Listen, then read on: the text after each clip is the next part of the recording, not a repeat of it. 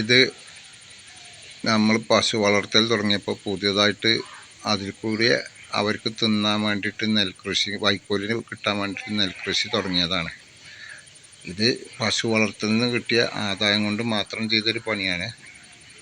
ഒരു 3.5 ഏക്കർ കൃഷിയുണ്ട്. പശു വളർത്തുന്നവർ പരമാവധി കൃഷി ചെയ്ത് കഴിഞ്ഞാൽ അവർക്ക് വൈക്കോല് കാശ് കൊടുത്ത് മേടിക്കണ്ട.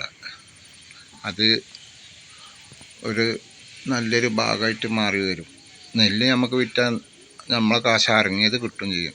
അവിടെ നമ്മൾ നെല്ല് പോയി നോക്കുന്നതും മറ്റുള്ള നോട്ടേ ഒരു ചിലവ് വരുള്ളൂ. പൈസ ആയിട്ട് നമുക്ക് ചിലവ് വരില്ല. നമ്മളെ അധ്വാനം മാത്രമേ കുറച്ച് അതിൽ കയറി വരുള്ളൂ. നമുക്ക് നല്ല രീതിയിൽ കൃഷി ചെയ്താൽ ലാഭവും കിട്ടും.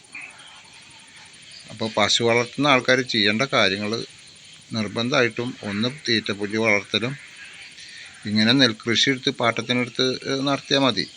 ഇവിടെയൊക്കെ ഈ സ്ഥലങ്ങൾക്കൊന്നും വലിയ പാട്ടല്ല. ചില ഭാഗങ്ങളിലൊക്കെ പാട്ടം കൂടുതലാണ്. ഇപ്പം ഞാനീ നടത്തുന്നിടത്ത് പന്നി ശല്യം ഉണ്ടാവുകൊണ്ട് പാട്ടം കുറവാണ്. അപ്പോൾ നമ്മൾ സോളാർ വേലി വെക്കണം.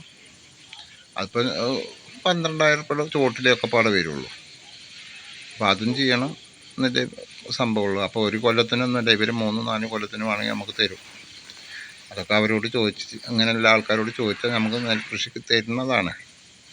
ഇതിപ്പോൾ ചെറിയ പാട്ടമുള്ളൂ. ഇത് കഴിഞ്ഞാൽ ഇനി പൂള നടണം എന്നാണ് ഉദ്ദേശം. പൂള എന്ന് പറഞ്ഞിട്ട് തെറിയായിട്ട് കൂട്ടേണ്ട, കപ്പ നടാനാണ് ഉദ്ദേശം. പിന്നെ ഇങ്ങനെ നമ്മൾ ഓരോ കൃഷികൾ ചെയ്താൽ അതിൽ നിന്ന് മെച്ചം കിട്ടി നമുക്ക് ഉയർത്തെഴുന്നേറ്റ് വരാം. അതാണ് ഇതിലുള്ളൊരു ഇത്. വീട്ടിലിരുന്നു കൊണ്ടൊന്നും കിട്ടുന്നില്ല. ഇതാവുമ്പോൾ നമുക്ക് ആദ്യം മൊത്തം 90 ദിവസത്തെ പണിയുള്ളൂ വരുന്നത്.